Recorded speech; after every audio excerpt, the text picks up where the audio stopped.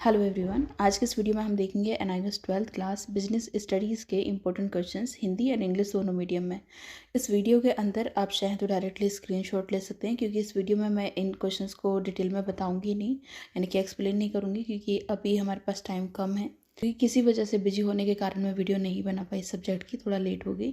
पर जिन बच्चों के पास कोई भी अभी मटेरियल नहीं है पढ़ने के लिए, कि उन्हें कहाँ से पढ़ाई करनी है, कितना पढ़ना है, उन्हें नहीं पता, इतना सिलेबस देख के बच्चे परेशान हो रहे हैं। साथ ही साथ बहुत सारे ऐसे बच्चे भी हैं जो कि पुराना सिलेबस पढ़ रहे होंगे, क्योंकि यहाँ पर एनआईएस में इस सब्जेक्ट का सिलेबस चेंज हो चुका है, तो आपको न्यू वाला पढ़ना है। ठीक है, तो अभी यहाँ पर हम एमसीक्यू क्वेश्चंस हो गए, लॉन्ग क्वेश्चन आंसर हो गए, साथ ही साथ कुछ केस स्टडी यहाँ पर आपके बिजनेस में पूछे जाते हैं, क्वेश्चन पूछे जाते हैं, सभी इंक्लूड किए हैं। हिंदी इंग्लिश मीडियम दोनों स्टूडेंट ही आप क्या कर सकते हैं, स्क्रीनशॉट लेके पढ़ाई कर लो। अगर ज़्यादा स्टूडेंट हैं, अगर आप चाहते हैं कि इसको समझा के वीडियो बनाई जाए, तो आप मुझे इवनिंग तक कमेंट कर देना, मैं इसको रात को वीडियो से शूट कर दूँगी, ताकि आपको इजीली इसको ये समझ पाओ। ठीक है, अगर कहीं पर भी प्रॉब्लम आए समझने में तो आप बता देना। ये क्यों होंगे, जैसे कि यहाँ पर दे रखे हैं आपके पास 4 ऑप्शन यहाँ पर दे रखे होंगे, जिनमें से एक आपका आंसर होगा। ठीक है, जैसे कि फर्स्ट है कि which element of business environment is shaped by beliefs and custom of people. तो आंसर इसका है सोशल इन्वायरमेंट। इस तरीके से सेकंड वाले का है कि which factor is included in the economic environment, तो इसका आंसर आपका है tax policies. Then the function of management that bridges the gap between current position and future goal is planning। ठीक है, तो इसका आंसर इस तरीके से यहाँ पर गिवन है, आप इसको आराम से इसके स्क्रीनशॉट लेके पढ़ सकते हो। The first step in the controlling process is, वो है सेटिंग परफॉर्मेंस स्टैंडर्ड। तो यहाँ पर ये आपके देखिए, अगर आप चाहते हैं कि इनको एक्सप्लेन किया जाए, अगर आप चाहते हैं इनको अच्छे से डिटेल में बताया जाए, एक्सप्लेन किया जाए, जैसे कि अकाउंट सब्जेक्ट जो था उसमें मैंने आपको बताया था 1.5 घंटे की वीडियो थी, तो अभी 1.5 घंटे की वीडियो अगर मैं इस सब्जेक्ट की बनाऊँगी तो थोड़ा लेट हो जाएगा, इसलिए मैंने ये पहली वीडियो में आपको यहाँ पर डायरेक्टली क्वेश्चंस दिखा दिए। स्क्रीनशॉट लो, अगर आपने पहले से पढ़ाई कर रखी है तो आपको पता हो चल जाएगा कि कौन से इंपॉर्टेंट क्वेश्चन है, इनकी एक आपको एक रिवीजन कर लोगे। ठीक है, और अगर अभी तक कुछ भी नहीं पढ़ा और इनको नहीं समझ में आ पा रहा है, हालांकि आंसर्स बहुत इजी वे में लिखे हुए हैं, सिंपल लैंग्वेज में लिखे हुए हैं आंसर, तो आप इन्हें आसानी से समझ पाएंगे। फिर भी कोई डाउट रहेगा तो आप मुझे कमेंट सेक्शन में बता देना, मैं रात को इसकी वीडियो बना दूंगी और इसमें अच्छे से समझा दूंगी डिटेल में। ठीक है, फिलहाल यहाँ पर आपकी ये MCQ है। MCQ जो है वो इसमें आसानी से आपको इसमें मार्क्स मिल जाएंगे MCQ के अंदर। ठीक है ना, क्योंकि MCQ में इतना कुछ ज़्यादा खास आपको पढ़ना नहीं होता, आंसर आपके सामने एक बार आप अगर रिवीजन करेंगे, 1-2 बार भी इन्हें पढ़ लेंगे, तो आप आसानी से इसमें पास हो जाएंगे, है ना। ये हैं, फिर हमारे ऑब्जेक्टिव टाइप के आ जाते हैं, फिल इन द ब्लैंक्स हैं, तो इसके आंसर आपके सामने हैं।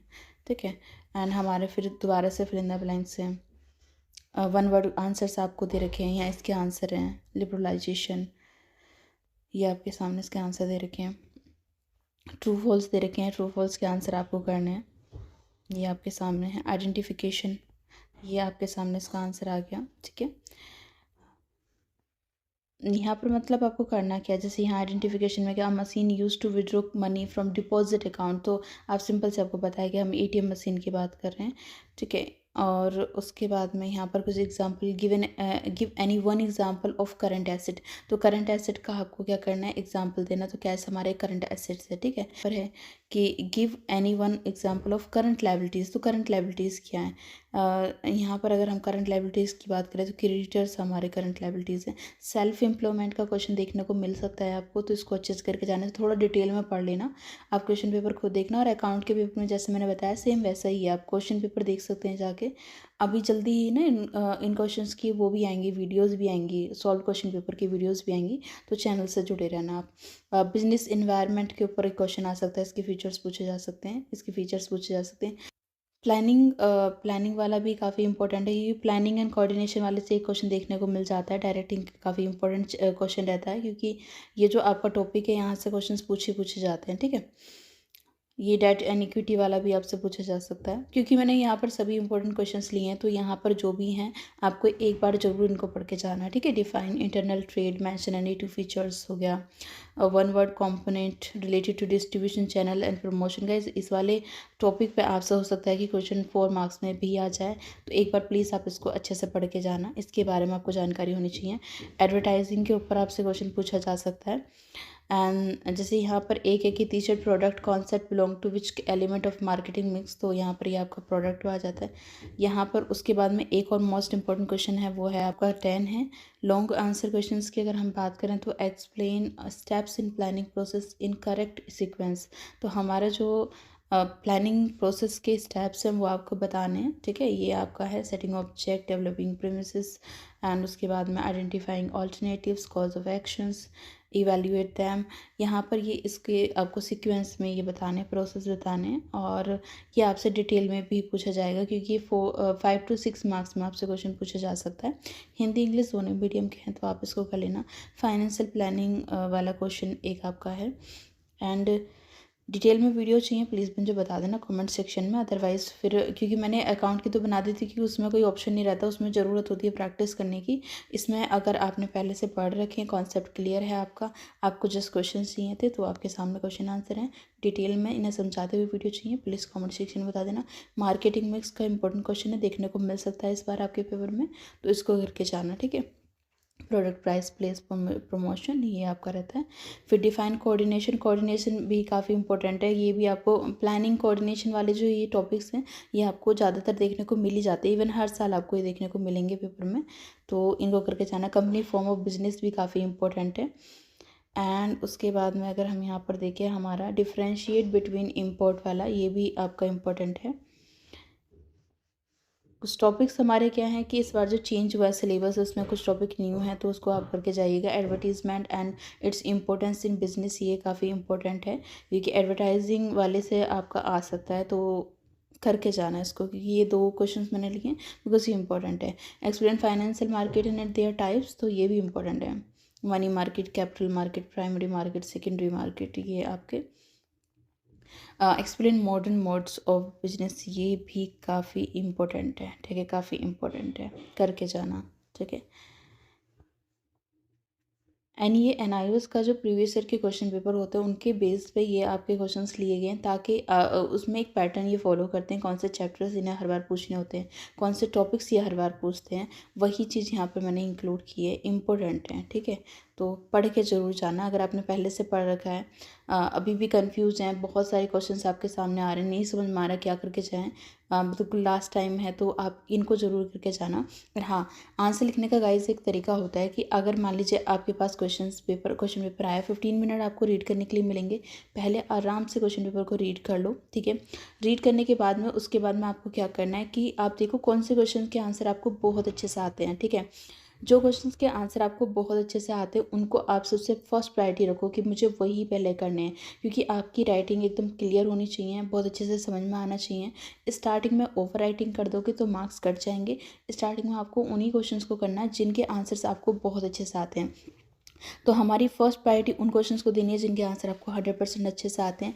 सेकंड पे जो 50% है कि भाई बना के लिखने पड़ेंगे 50% आपको, तो उनको सेकंड प्रायोरिटी रखना, उनको बाद में करना। और लास्ट में क्योंकि पेपर खाली नहीं छोड़ कर आना होता कभी भी, पेपर को अगर आप सभी क्वेश्चंस को अटैम्प्ट कर कराओगे उसके भी आपको मार्क्स मिल जाएंगे। तो पेपर खाली छोड़ कर आने की गलती मत कर आना, ठीक है। तो उसमें आपको लिख कर आना है एंड देन उसके बाद में आप अपने लास्ट में बना कर लिख कर आ जाना, ठीक है, जो भी उस क्वेश्चन से रिलेटेड आ रहा है। अगर मान लो इंग्लिश मीडियम में नहीं आ रहा है आंसर बनाना तो हिंदी में लिख दो, ठीक है, बट क्वेश्चन पेपर खाली नहीं छोड़ कर आना। इस तरीके से अगर आप करते हैं आसानी से आप इस सब्जेक्ट में पास हो जाएंगे। Set between company and partnership important है, ठीक है, ये इसका आंसर है आपके सामने। जैसे कि मैंने आपको बताया कि सेल्फ एम्प्लॉयमेंट जो है आपका वो आ सकता है, चांसेस हैं इसके 80% चांसेस आने के सेल्फ एम्प्लॉयमेंट के, तो इस क्वेश्चन को करके जाना, ठीक है। ये आपका इसका आंसर है इसके सामने। इनको तो आप पढ़ भी लोगे तो भी काम चल जाएगा। बाकी केस स्टडी बेस्ड क्वेश्चंस की मैं बात कर रही थी, इस तरीके से आपसे यहाँ पर पूछे जाएंगे। एक केस स्टडी तरीके होगी, उससे रिलेटेड आपसे क्वेश्चन पूछा जाएगा, आपको बताना है इसके बारे में, ठीक है। जैसे चैनल डिस्ट्रीब्यूशन से पूछ रखा है, यहाँ पर एक केस स्टडी दे रखी है, case of on self employment पे दे रखा है कि Ravi runs a tailoring shop and also teachers tuition classes at home. तो यहाँ पर बताना है give 2 example of self employment from the case. इस केस से आपको क्या करना है कि सेल्फ एम्प्लॉयमेंट के 2 केस बताने, एक टेलरिंग हो गया एक ट्यूशन हो गया, ठीक है, उसमें बता ही रखा है। Case on private company feature, जैसे कि a company has 50 members, restrict share transfer and does not invite the public to buy shares। तो यहाँ पर identify the type of company बतानी है एंड स्टेट एनी 2 फीचर्स। तो ये आपकी कंपनी क्या प्राइवेट कंपनी है, ठीक है। एंड यहाँ पर आपको इसके बारे में बता देना है कि इसमें प्राइवेट कंपनी में 2 to 200 मेंबर्स होते हैं, मिनिमम 2 एंड मैक्सिमम 200, और स्ट्रिक्ट शेयर ट्रांसफ़र होता है, ठीक है। इसके फीचर्स होते हैं। And case one planning process पे है कि a manager sets goals, makes assumption about the future, list possible options and select the best one. तो यहाँ पर आपको बताया जा रहा है कि एक मैनेजर ने गोल सेट किया है, वो कुछ एजम्पशंस कर रहा है फ्यूचर के बारे में, एक लिस्ट पॉसिबल एक्शंस की लिस्ट बना रहा है एंड सेलेक्ट कर रहा है बेस्ट वन, उनमें से एक जो सबसे ज़्यादा बेस्ट है उसको सेलेक्ट कर रहा है। तो आपको नेम द प्रोसेस डिस्क्राइब, ठीक है, इसमें कौन से प्रोसेस डिस्क्राइब किए हैं वो आपको बताना है, list step in correct sequence.